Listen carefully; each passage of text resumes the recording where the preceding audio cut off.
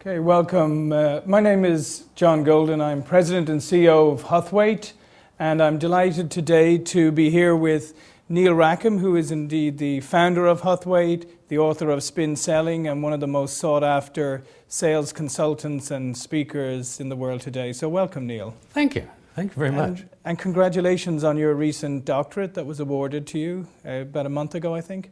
Oh, yes, with a funny hat and silly robes and things. It was wonderful. So as you travel around the world extensively, you're making speeches and talking to people, what are some of the messages that you're hearing and the things that you're hearing from business leaders that are similar regardless of where you go? Well, I think the first thing is, it was always said that if there's a recession in America, if America sneezes, the rest of the world gets a cold. The rest of the world probably has swine flu at the moment. I was in Chile yesterday, and one of the things that was very, very clear there is that, like many, many other economies, is deeply down. In fact, I think the only exception at the moment is India, which has such a strong internal economy that you don't see anything very different. But in most countries, this is the big one. So the recession is even deeper and more global in nature than previous recessions. So is your advice about selling in hard times the same, or has it changed for this particular recession? I think there are some differences, but fundamentally good selling is good selling. So it doesn't matter too much whether we're talking about good times or bad. In bad times, you just have to be more skillful. You have to be more focused, and yet those are exactly the same things which would help you in good times as well. So a lot of people are obviously suffering from acute price pressure, as they always do when markets turn down. And obviously it's even more acute this time around. So what advice would you have for people to mitigate against that price conversation? Well, I think we can learn a lot from what happened in the last big global recession, which was in the 1980s. There, most companies felt that the real issue was price. They were being pressured by customers on price, price, and price. There was one company worldwide which stood out against that, and that was IBM. IBM products in the 80s were underfeatured and overpriced. And where competitors were making cuts of something like 30%, IBM actually increased prices on key lines. Because what IBM sold was not price, but safety. I mean, you may remember the old marketing slogan of IBM in the 80s was, "Nobody ever got fired for choosing IBM." That's about safety, it's not about price. The result was that whereas competitors cut and went out of business, no one's heard today of Burroughs, Unisys, or DEC. Major companies have all gone. IBM increased its margins, increased its profitabilities, and had some of its best years in history because what it sold was safety, not price. So essentially, in hard times, people would rather make the safe decision than the cheap decision. And we have to train our salespeople to be able to project the idea that we are the safe pair of hands. If you can do that, you can really survive. Are there any specific mistakes that you see salespeople making, particularly in this market? The first one is that in any sale, there's some element of negotiation, as Huthwaite knows full well with all the work you do in the negotiating area. But every piece of research shows that the most effective salespeople negotiate very late in the sales process. Unfortunately, when times are hard, people tend to negotiate much earlier. When you negotiate early, you not only reduce your margins, but you create suspicion in customers. You make them feel that if you're negotiating from meeting one, you're going to give even more concessions than you would otherwise give, and you actually reduce your chances of getting the business. So helping people negotiate late rather than get into premature negotiation is tremendously important. So given the fact that over the last number of years, during the boom years, a lot of people have been very successful selling who may not actually have had the fundamental selling skills because it's been a high demand, easy budget, people know what they want. So now that that has all changed, do you think that spin is more applicable and more relevant than ever? Yes, because good selling matters. There were so many people, the people who I call talking brochures, who thought their job was just go out and show what a great product we had.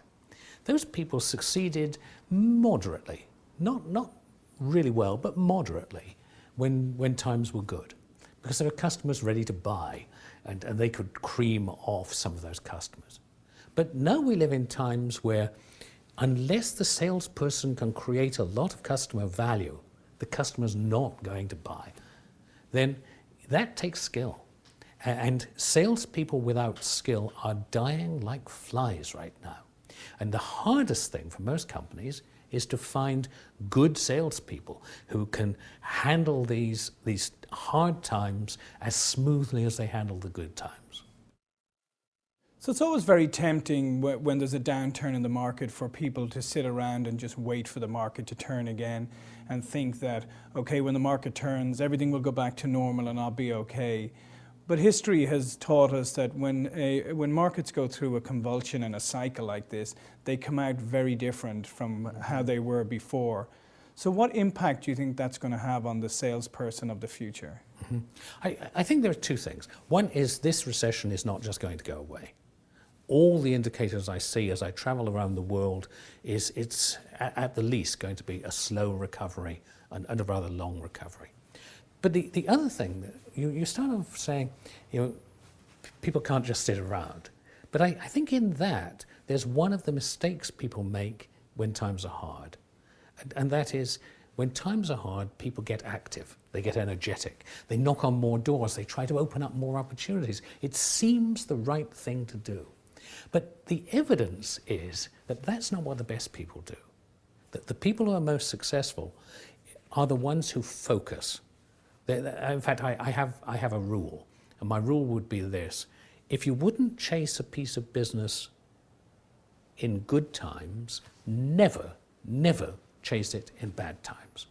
See, that's not just a question of selling skill, that's a question of the whole management approach to thinking about their sales effort. Don't go for activity. Coming out of the recession, the people who will win are the ones who choose the best opportunities and they over-resource them.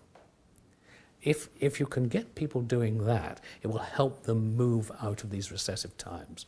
Because I think they're going to be longer than the optimists have predicted, maybe not quite so bad as the worst of the pessimists have said, but it's going to be a long, hard one, and it will make all the difference if people have the right strategies and the right skills. So as you talk to business leaders and advise them, what advice are you giving them about how to position themselves best for the recovery, when it comes or however long it takes? What advice are you giving them?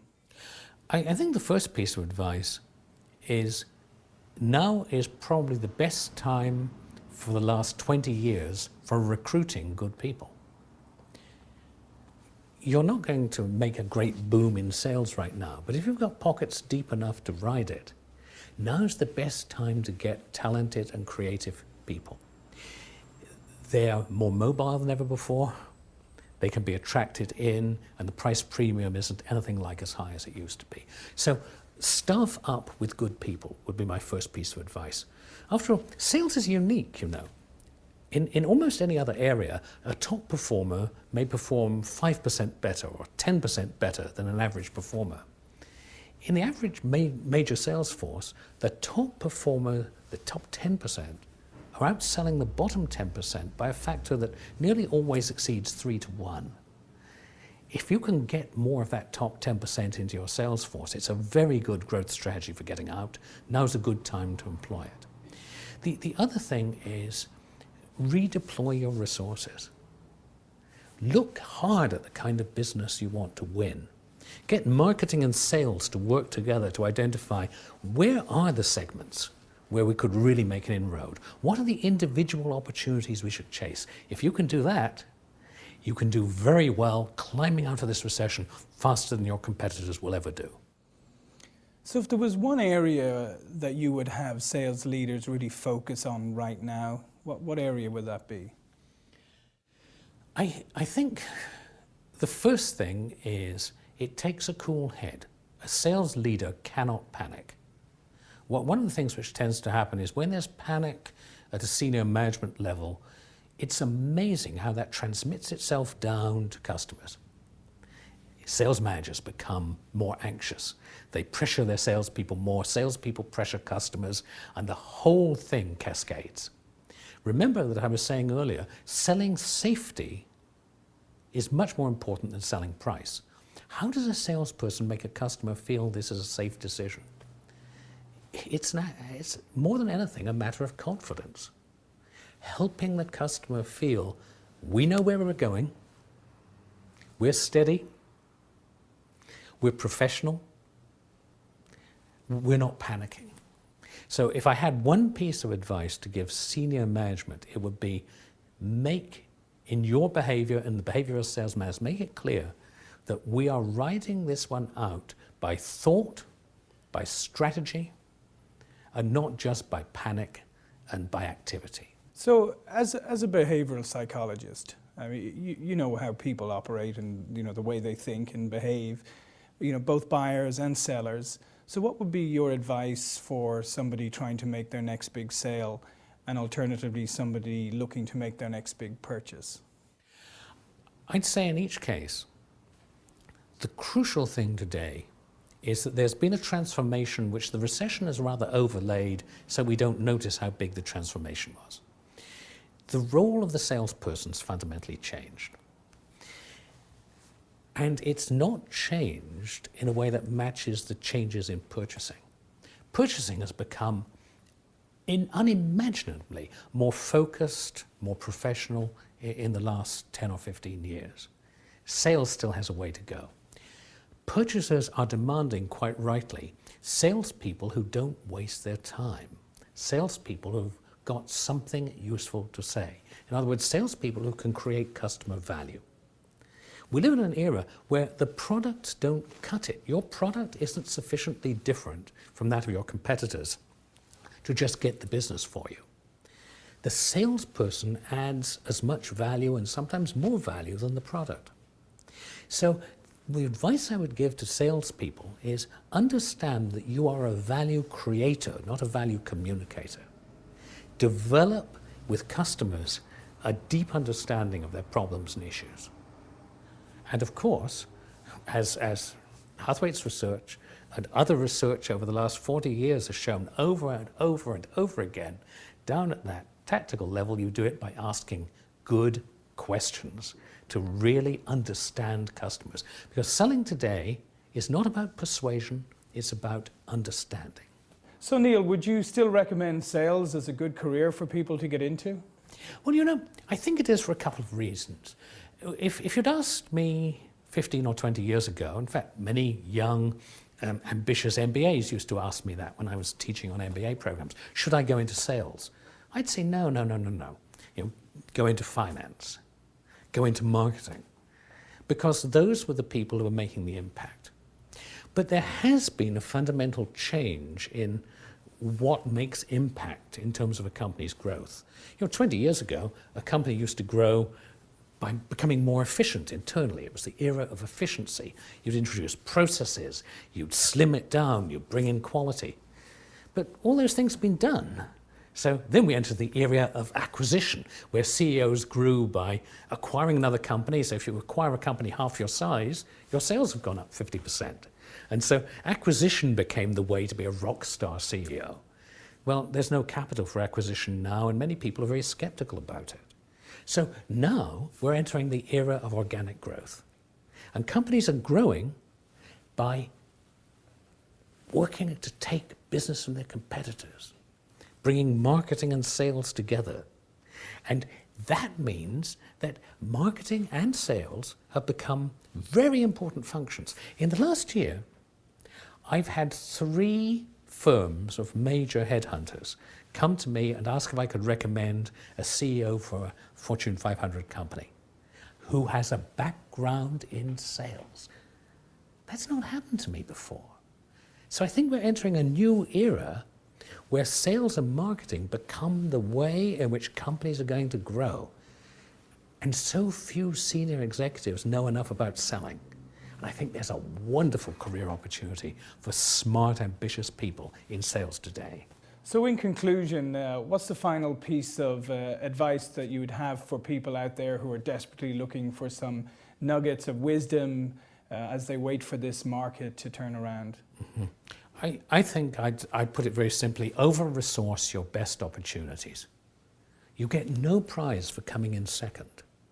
The crucial thing is if you're going to invest in trying to build a customer today, it's going to be a big investment, and you want to make sure you're going to win. And you do that by thinking, by strategizing, by choosing the opportunity where you think you have the best chance of winning. Remember what I was saying earlier, if you wouldn't chase the business in good times, never chase it in bad. Choose your best opportunities and put twice the effort into half the opportunities, and you'll win. And that's what you need to do. Well, thanks, Neil. It's been a real pleasure talking with you this morning, and look forward to talking to you again soon. Yes, thank you.